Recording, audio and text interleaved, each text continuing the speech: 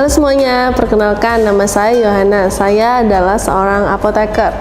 Hari ini saya ingin membahas tentang satu penyakit degeneratif yang sampai sekarang masih banyak diderita oleh penduduk dunia. Salah satunya juga penduduk Indonesia. Jadi berdasarkan riset WHO tahun 2016, penduduk Indonesia tahun 2000 sudah banyak sekali yang menderita penyakit diabetes, yaitu sekitar 8,4 juta penduduk. Di sini akan saya tampilkan grafiknya. Kemudian berdasarkan WHO juga bahwa prediksinya tahun 2030 akan terdapat 21,3 juta penduduk yang akan terserang penyakit diabetes. Diabetes ini ada dua macam. Jadi ada diabetes tipe 1 dan ada diabetes tipe 2. Diabetes tipe 1 itu biasanya karena keturunan, karena pankreasnya atau organ pankreas tubuhnya itu mengalami kerusakan sehingga tidak bisa menghasilkan insulin dengan jumlah yang cukup. Insulin ini manfaatnya apa sih?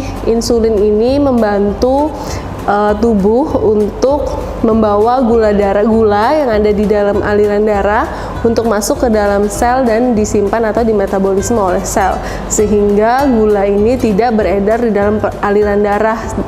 Kalau dia beredar di dalam aliran darah, maka meningkatlah kadar gula. Kadar gula meningkat, maka disebutlah diabetes, seperti itu. Kemudian ada juga diabetes tipe 2. Diabetes tipe 2 ini merupakan diabetes yang disebabkan karena gaya hidup yang tidak beraturan.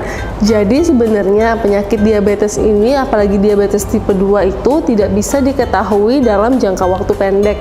Jadi misalnya hari ini kita terlalu makan banyak gula nih, kemudian besok kita terserang diabetes, enggak seperti itu. Jadi kalau misalnya diabetes tipe 2 ini dapat kita ketahui dengan cara kita melakukan uji atau berdasarkan hasil observasi dokter gitu. Jadi kita harus ke dokter akan melakukan beberapa observasi sehingga menyatakan kita diabetes tipe 2. Dan ini akan bisa diketahui sekitar 10 sampai 20 tahun mendatang. Jadi kita menjalankan gaya hidup yang buruk ini selama 10 sampai 20 tahun, kemudian barulah diketahui bahwa kita mengalami diabetes tipe 2 gitu. Biasanya diabetes tipe 2 ini udah pasti terjadi kalau misalnya kita mengalami hari ini kita makan makanan yang manis-manis, banyak nasi, banyak gula, banyak roti manis, kemudian besok kita hidupnya sehat, misalnya cuman makan makanan yang rendah karbohidrat, rendah gula. Jadi berselang hari gitulah. Jadi hari ini kita makannya jelek, besok makannya baik, besoknya jelek lagi. Jadi kadar gula darah kita naik turun gitu. Jadi apabila kita sering mengalami pola hidup yang seperti ini, kadang naik kadar gulanya, kadang turun kadar gulanya, inilah yang bisa menyebabkan diabetes itu muncul setelah 10 sampai dengan 20 tahun gitu. Makanya tadi berdasarkan prediksi WHO tahun 2030 ada sekitar 20 juta jiwa yang akan terserang diabetes. Jadi bagaimana sih cara kita untuk membantu mencegah adanya diabetes ini? Untuk tubuh kita sendiri dulu, bagaimana sih kita mencegah diabetes ini? Di sini saya ada satu produk namanya VitaBalance. VitaBalance ini sih saya baca dari kandungannya ya. Jadi kandungannya itu menurut saya itu bisa membantu untuk mencegah terjadinya diabetes gitu. Pertama, ada kandungan dari chromium yeast powder. Ini kandungannya sangat menarik sekali. Chromium yeast powder. Yeast ini adalah ragi yang biasa kita gunakan di dalam pembuatan roti. Kemudian kandungan yang kedua adalah vitamin B6 powder. Kemudian kandungan yang ketiga adalah manganese yeast powder, kemudian selenium yeast powder dan rice bran powder. Di sini kita akan membahas satu-satu. Saya sudah ada research nih tentang kandungan-kandungan yang tadi ada di dalam VitaBalance. Kandungan-kandungannya yang pertama tadi adalah chromium yeast powder. Chromium yeast powder ini berdasarkan riset yang saya temukan, manfaatnya adalah untuk glucose tolerance factor, mengatur metabolisme karbohidrat. Jadi biasa disingkat sebagai GTF gitu, dan sudah teruji juga dari tahun 1957. Kemudian manfaat lainnya bisa untuk meningkatkan penyerapan glukosa dan meningkatkan efisiensi insulin gitu. Kenapa ini penting? Biasanya sih kandungan seperti ini, Vita Balance ini biasanya manfaatnya untuk diabetes tipe 2. Kalau saya lihat dari kandungannya, diabetes tipe 2 itu lebih kepada gaya hidup yang pasti satu. Selain gaya hidup tadi, biasanya dia karena penghantaran insulinnya ke dalam sel itu tidak bagus. Jadi insulinnya itu menghantarkan gula darah tadi ke dalam sel itu tidak dengan sempurna. Jadi dia gula darah dan insulin ini tidak bertemu, lewat aja gitu. Jadi insulin sendiri, gula darah sendiri, padahal harusnya mereka ketemu terus kemudian masuk ke dalam sel bersamaan, sehingga gula darahnya tidak beredar di dalam aliran darah gitu. Jadi kalau diabetes tipe 2 berarti kesimpulannya adalah disebabkan karena penghantaran insulin itu tidak bagus. Nah, sedangkan di sini kandungan dari Vita Balance adalah chromium yeast powder. Chromium yeast powder ini manfaatnya untuk meningkatkan penghantaran insulin ke dalam sel menjadi lebih baik gitu. Jadi sudah satu nih, tadi sudah solusinya udah ketemu. Kalau misalnya insulinnya nggak bisa menghantarkan dengan baik untuk diabetes tipe 2, kemudian adalah Vita Balance yang mengandung chromium bisa membantu untuk menghantarkan gula darah ke dalam sel menjadi lebih bagus dengan insulinnya gitu. Kemudian kandungan yang kedua ada vitamin B6 powder. Jadi vitamin B6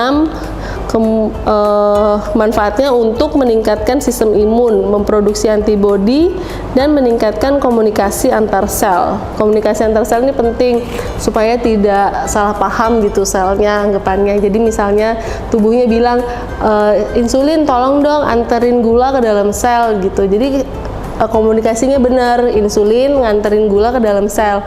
Kalau komunikasinya nggak benar, berarti insulin ini nggak bisa nangkep gula, jadi komunikasinya lost contact gitu. Jadi kita perlu komunikasi antar sel. Kemudian kandungan yang ketiga, manganese yeast powder, fungsinya untuk aktivator enzim sistem metabolisme. Jadi sistem metabolisme karbohidrat kita menjadi semakin baik.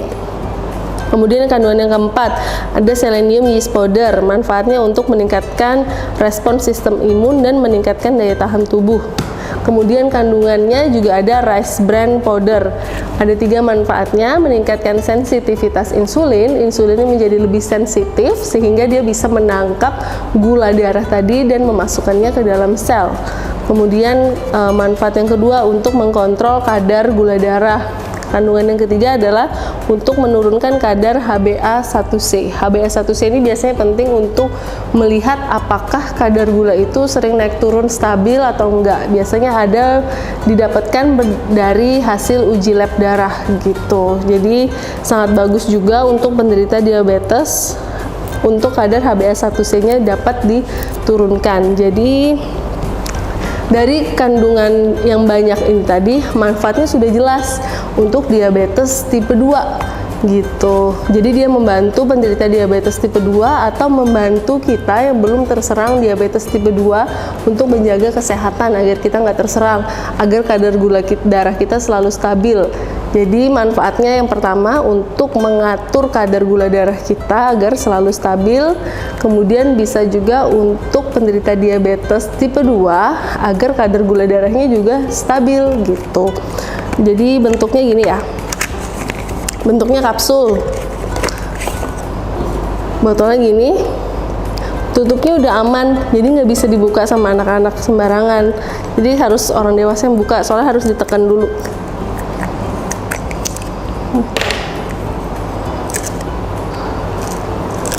Bentuknya kapsul gini.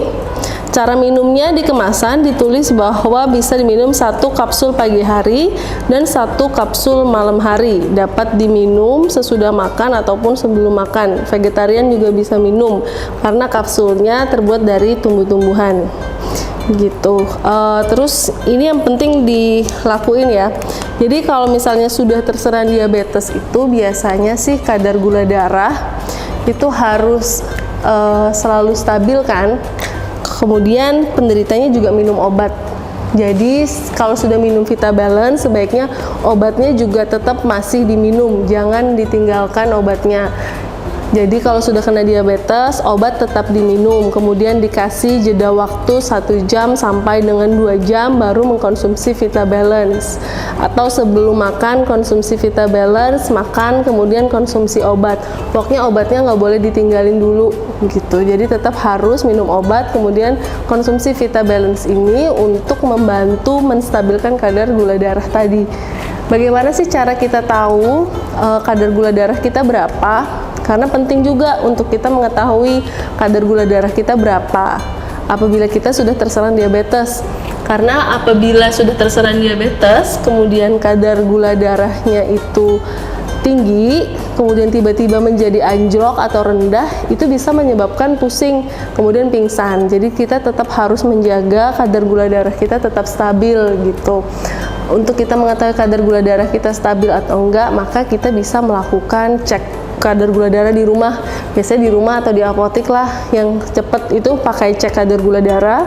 Jadi sebelum kita mengkonsumsi Vitabalance, 1 minggu sebelum kita awal kita mengkonsumsi Vitabalance, kita cek kadar gula darah kita. Misalnya kita cek kadar gula darah kita pagi setelah bangun tidur, kita cek kadar gula darah. Kemudian 1 minggu kemudian setelah konsumsi Vitabalance, kita cek lagi kadar gula darah kita di waktu yang sama, yaitu pagi sebelum sesudah kita bangun tidur. Kita cek lagi, kemudian bisa dilihat kadar gula darah yang awal sebelum konsumsi dan kadar gula darah yang terakhir setelah konsumsi bagaimana, apakah turun, apakah stabil gitu. Jadi ini untuk mengontrol kadar gula darah kita juga agar dia tidak turun secara drastis, dan untuk kita mengetahui taraf kesehatan kita sampai mana sih gitu. Untuk konsumsi obat bisa dikonsultasikan dengan dokter. Apakah saya masih harus melanjutkan konsumsi obat diabetes ini atau enggak ketika saya sudah konsumsi Vitabalance. Semua harus berdasarkan observasi dokter dan keputusan dari dokter. Tidak bisa diputuskan sendiri karena semua harus ada hasil observasi dan laboratorium dari dokter itu sendiri. Jadi terima kasih, sekian video dari saya.